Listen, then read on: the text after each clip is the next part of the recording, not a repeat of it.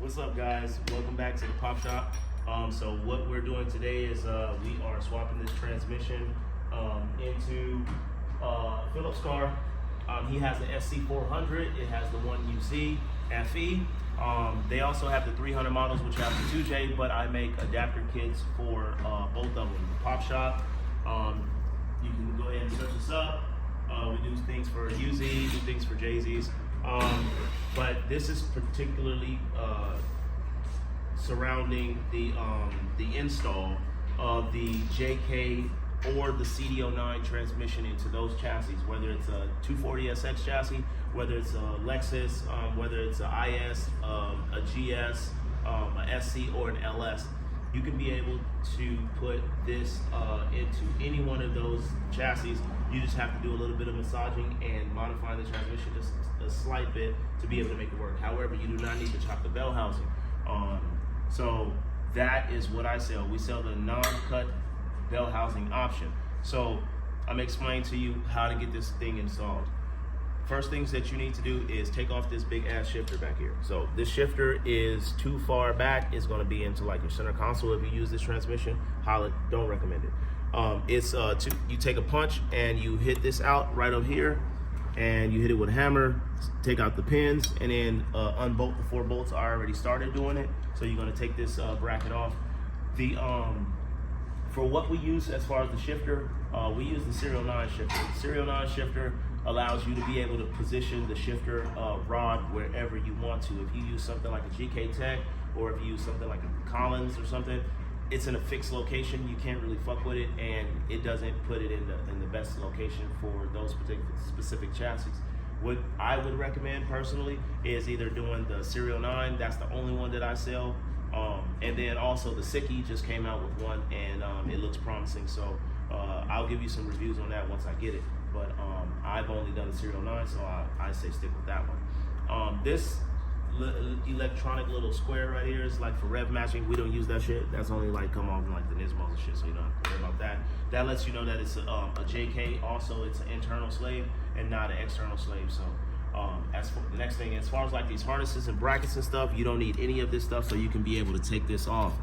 Right around here, this bracket is for these 2 little nubs. I'll take the grinder, I'll cut off these nubs right here.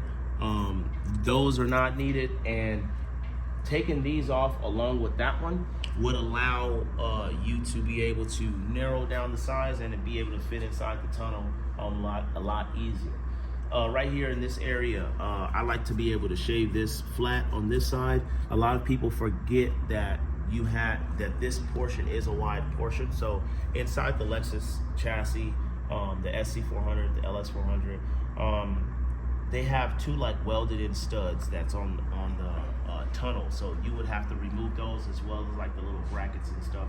On his car, they already been removed because we've already done it.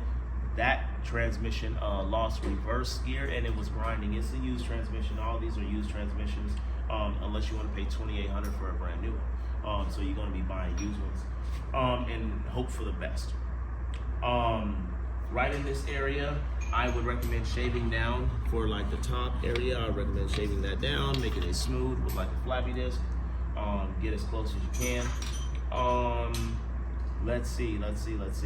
So yeah, and just make sure you cleanse your tunnel from where the shifter is all the way forward. I recommend you massage the tunnel as much as you can.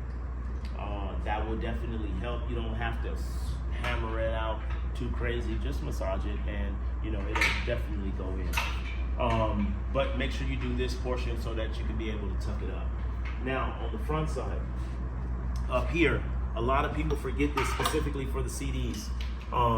In the CD09 and below, it has webbing on the inside of here. Now, it's only for this portion right here that you need to shave it about 2 inches back. Right here on the JK versions, or anything 08 and above, from the JK40 to the JK41, they don't have the webbing on the inside. That was removed on the internals.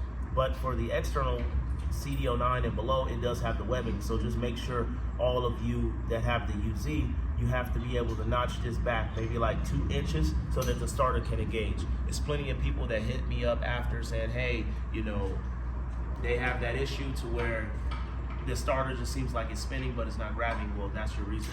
You have to shave this back, and then you can be able to the starter will engage perfectly fine.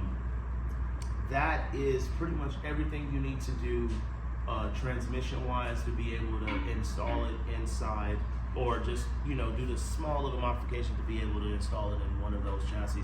And like I say, you can do it for a 240, you can do it for any of the Lexus chassis, and it applies to all. It's just the different variants, it's different things you have to do slightly. So if you guys have any other questions, feel free to hit me up on the emails. Stay tuned for more content and stuff, and you can watch this video of him dropping this guy. We out.